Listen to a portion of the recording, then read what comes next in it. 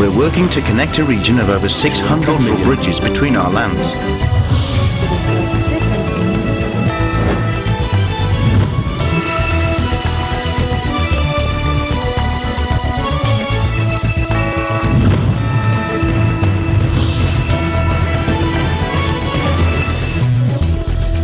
Hello and welcome to ASEAN in Focus. I'm Judith Limera delivering to you the latest news in and around the ASEAN region on today's headlines. Several dead due to Typhoon Kamuri in the Philippines as it tore roofs and houses and forced the international airport in Manila to shut down. 2 Indonesian soldiers were injured Tuesday after a smoke grenade detonated near Jakarta's National Monument, but authorities ruled out an attack. The Philippines won 47 gold medals at the end of Day 3 of the 30th Southeast Asian Games, maintaining its lead in the biggest multi-sport biennial meet in the Southeast Asian region.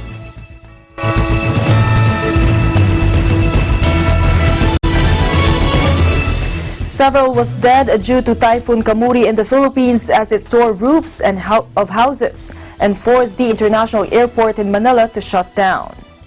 The storm roared ashore late Monday and passed south of Manila, home to 13 million people and thousands of athletes at the regional Southeast Asian Games.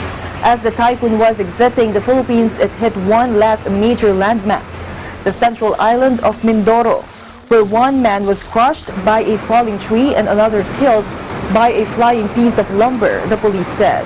Ahead of the storm's arrival, a 33-year-old man was electrocuted on Monday while securing a roof against the winds, which by late Tuesday weakened to a maximum of 140 kilometers per hour. The authorities were still assessing the storm's impact, but a small local airport was seriously damaged. Many power poles toppled and homes were battered. About 340,000 people have been evacuated from their homes in the central Bicol region, the disaster official said. Kamuri had already snarled some plans for the SEA Games, which opened Saturday and are set to run through December 11 in and around Manila. The typhoon forced organizers to reschedule about half of the events set for Tuesday, but they pledged the competition would finish on time. Meanwhile, Manila's international airport shut down after Typhoon Kamuri lashed the Philippines with fierce winds and heavy rains, as hundreds of thousands took refuge in shelters. Here are some reactions from stranded passengers in the airport. I was in Cebu. I took the 5:50 flight. I landed around 7 o'clock. It was the most turbulent flight I ever took in my life. Just discovered what air sickness is. Pagod at puyat. Hassle kasi marami kaming dala. Tapos nakatenga dito. A total of 508 international and domestic flights to and from Manila were canceled as of Tuesday afternoon. The Ninoy Aquino International Airport or NAIA was closed on Tuesday, December 3 from 11 a.m. to 11 p.m. in anticipation of the possible onslaught of Typhoon Tisoy or Kamuri. When airport operations resume, priority will be given to flights originally scheduled from 11 p.m. onwards. Recovery flights will follow.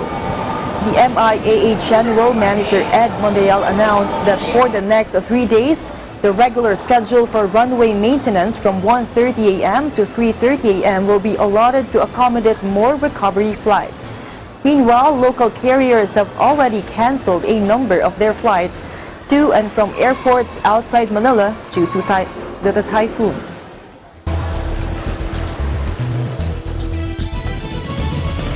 A total of 90,749 families, or equivalent to 362,538 persons affected by Typhoon Tisoy, with the international name Kamuri, are now being aided in central Luzon, Bicol, and eastern Visayas. The National Disaster Risk Reduction and Management Council, or the NDR-RMC, said Wednesday. As of 6 p.m. Tuesday, the NDR-RMC Executive Director Ricardo Halad said 86,628 families, or 345,064 persons, are staying inside evacuation centers, while 4,121 families, which are equivalent to 17,474 individuals, are being aided outside. A total of 28 houses were reported damaged in regions 5, 6, and the Caraga, 15 of which are totally damaged and 13 partially damaged. The NDR-RMC also reported that 101,919 families, or equivalent to 396,042 individuals, were preemptively evacuated in Bicol, Eastern Visayas, Calabarzon, and Mimaropa.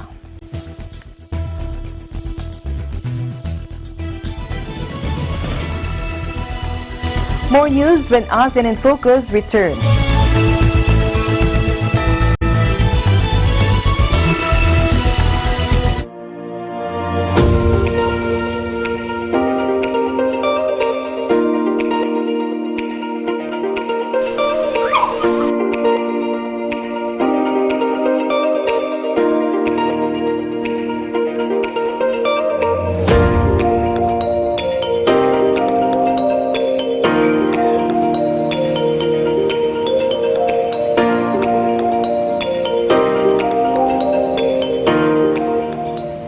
When visiting the Philippines, Manila or Quezon City is a popular destination. But oftentimes the hustle and bustle of the city can be more stressful on your vacation. So when you feel the need to reconnect to nature or relax again, there's a beautiful oasis just outside of the city called the Garden at Ciudad de Victoria.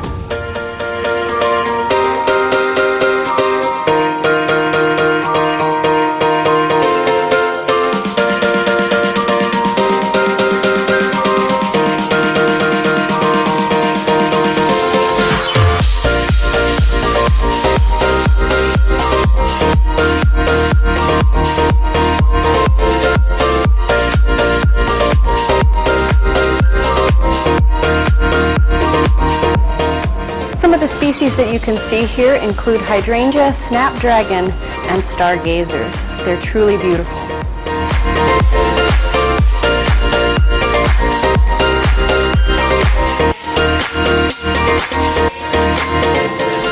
The gardens at Ciudad de Victoria are so peaceful, tranquil, and beautiful that it's become a haven for young couples and a very popular venue for engagement photos.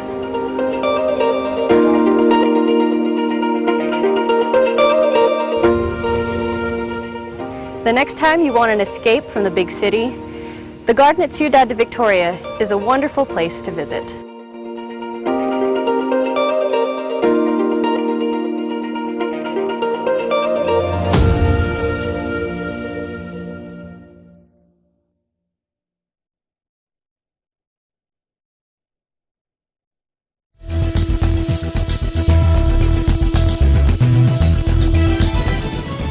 Welcome back. 2 Indonesian soldiers were injured Tuesday after a smoke grenade detonated near Jakarta's National Monument, but authorities ruled out an attack. The blast occurred around 7 a.m. local time as the military and police personnel were taking a morning jog around the leafy grounds in the center of the capital. There is a military barracks on the grounds of the National Monument. Jakarta Police Chief Gatot Edi said there was no indication of an attack. Indonesia, the world's biggest Muslim-majority nation, has long struggled with Islamist militancy and has suffered irregular attacks. In October, Indonesian President Joko Widodo ordered beefed-up security after 2 militants from a terror group stabbed his chief security minister. He survived the attack, which led to the arrest of dozens of suspects.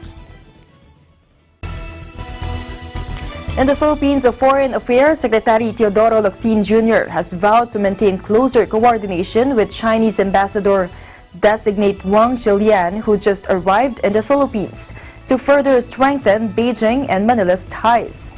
The Chinese embassy in Manila reported that Wang and Locsin, during the meeting, discussed the overall status of the Philippines-China relations that continued to develop in-depth under the current administration. Wang paid a courtesy call on Locsin Tuesday. In a quote, the secretary reaffirmed that the Department of Foreign Affairs and himself would maintain close cooperation with Ambassador Wang and the Chinese Embassy in the Philippines to consolidate the Philippines-China friendship and enhance the mutual beneficial cooperation, the embassy said. Wang, who presented a copy of his letter of credence to Locsin, said he is privileged to serve as the Chinese ambassador to Manila at such an important historical juncture, and assured to exert effort in further promoting the Philippines-China ties. He pointed out that in recent years, the Philippines-China relationship has developed at a steady pace, and the two countries have continuously advanced their cooperation in various areas, which has brought benefits to two peoples, the embassy statement read. Wang arrived in Manila on December 3 at the Ninoy Aquino International Airport and was received by protocol officials from the Department of Foreign Affairs, officials from the Chinese Embassy in the Philippines, and representatives from Chinese communities in the Philippines. ASEAN in Focus will be right back. Stay tuned.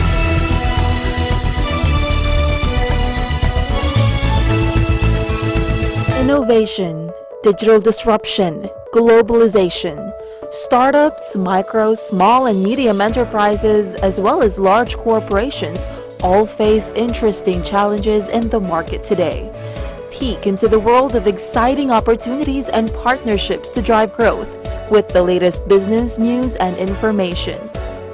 We are open for business. Join the conversations to create a more vibrant environment for entrepreneurship. Catch Open for Business every Saturday from 5 to 6 p.m.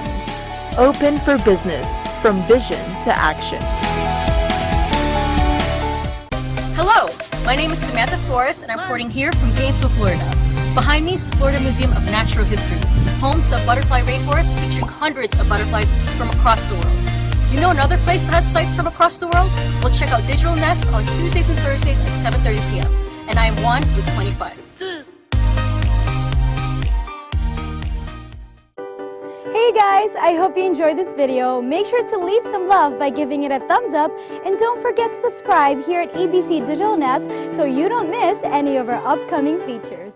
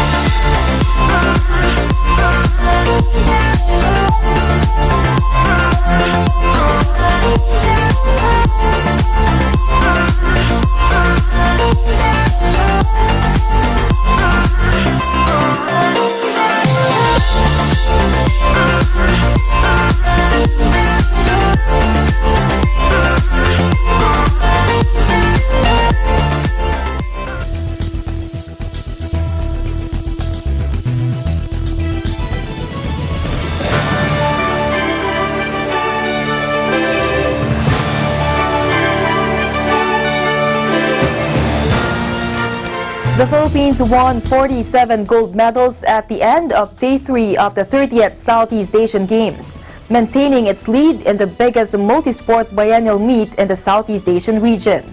It has a total medal haul of 95, with 31 silvers and 17 bronze medals. The 47 gold haul is already almost double than that of the 2017 SEA Games gold haul of only 23. When the Philippines only placed 6th place in the medal ranking, its worst performance in 18 years of SEA Games. Vietnam is still in 2nd place with 23 golds, 27 silvers, and 25 bronze medals for a total medal haul of 75.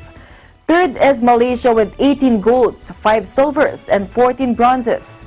4th is Indonesia with 12 golds, 20 silvers, and 18 bronzes. And 5th is Thailand with 8 golds, 13 silvers, and 20 bronze medals. Singapore follows in the ranking with 8 golds, 10 silvers, and 15 bronze medals. Myanmar with 1 gold, 6 silvers, and 20 bronzes.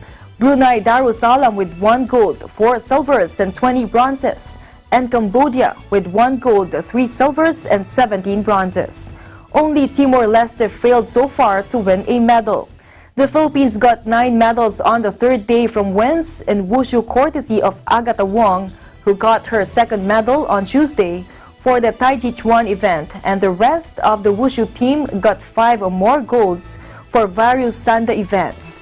They are courtesy of Divine Wally, who won in the women's 48-kilogram category, and Jessie Aligaga, Francisco Solis, Arnel Mandal, and Clemente Tabugara Jr., who won in the men's 48-kilogram, 56-kilogram, 52-kilogram, and 65-kilogram categories respectively. 2 of the Philippines' Arnis players bagged 2 more golds. They are Crisamuel Delfin, who won the men's Anyo non-traditional open weapon category, and Mary Aline Aldeguer, who won the women's Anyo non-traditional open weapon category. The final gold came from Filipino wonder gymnast Carlos Yulo, who got the top spot in men's floor exercise final event in the artistic gymnastics competition.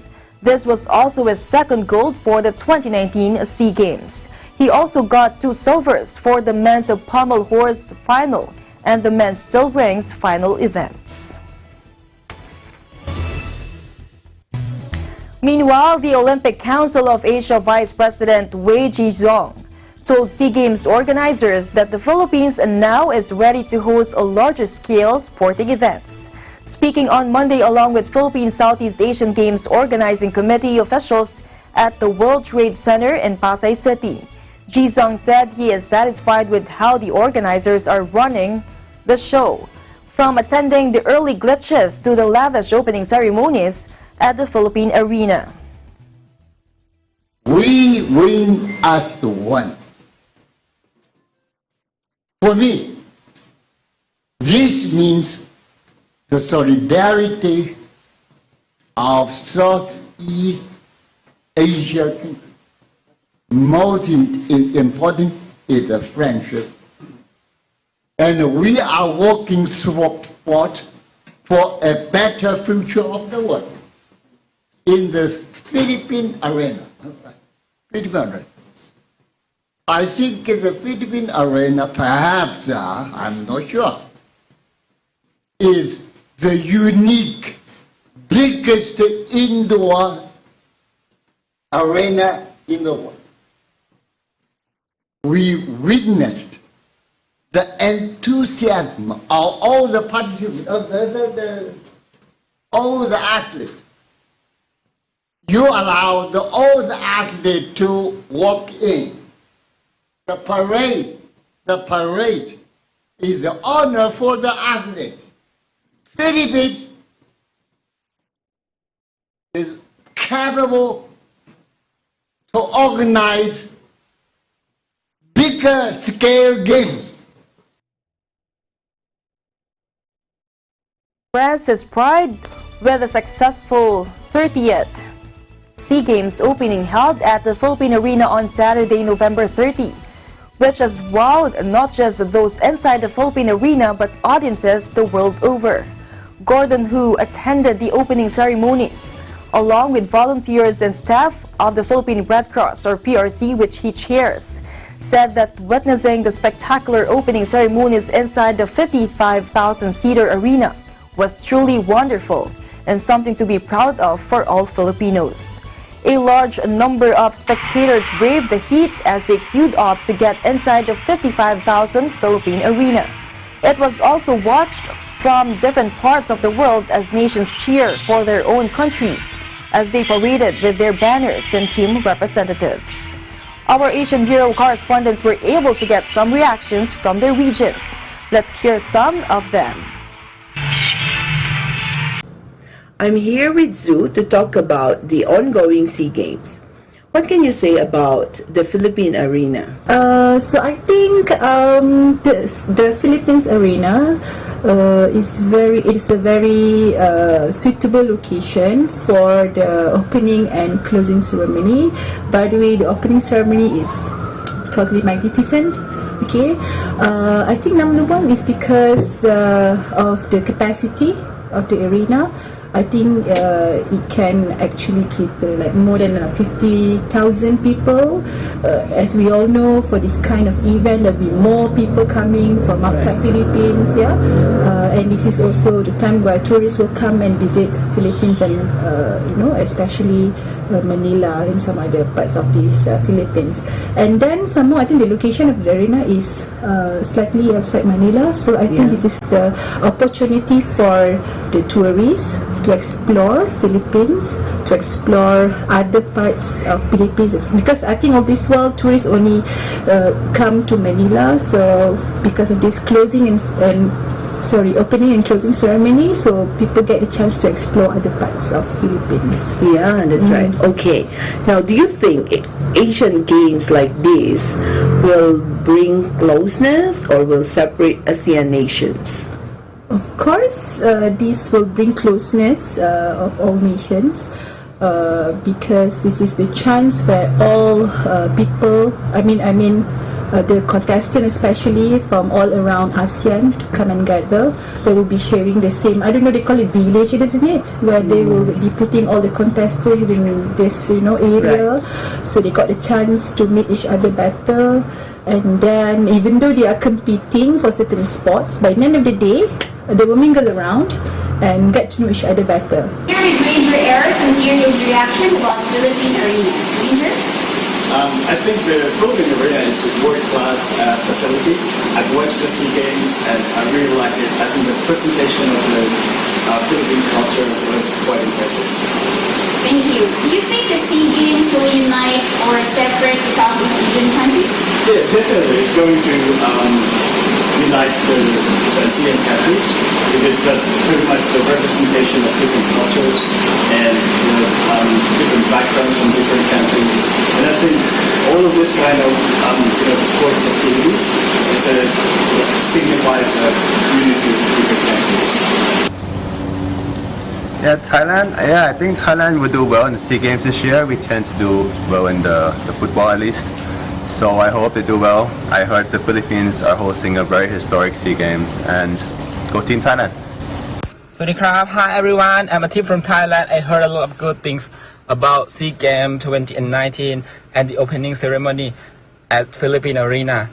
And I'm so excited, of course, and I can't wait to see it. Susunakrab, Thailand!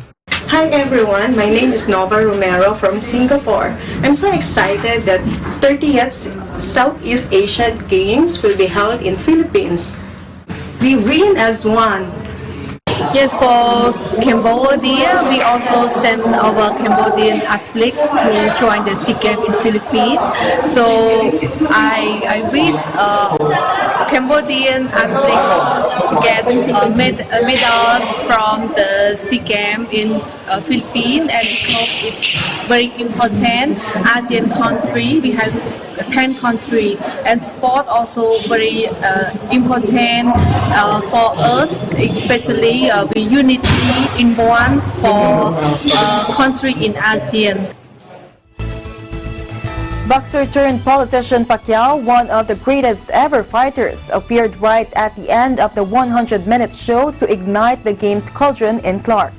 Athletes and delegates from the 11 competing nations then paraded around the 55,000-seat venue in traditional Philippine pageant style, with many waving national flags and taking selfies.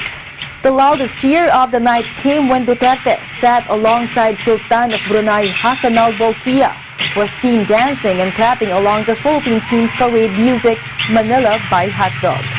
There were musical performances from Apple Diab, the Filipino-American rapper best known for being in hip-hop group The Black Eyed Peas. Local crooner Robert Senya, and the Philippines' national anthem was sung by Lani Misalucha, known as Asia's Nightingale.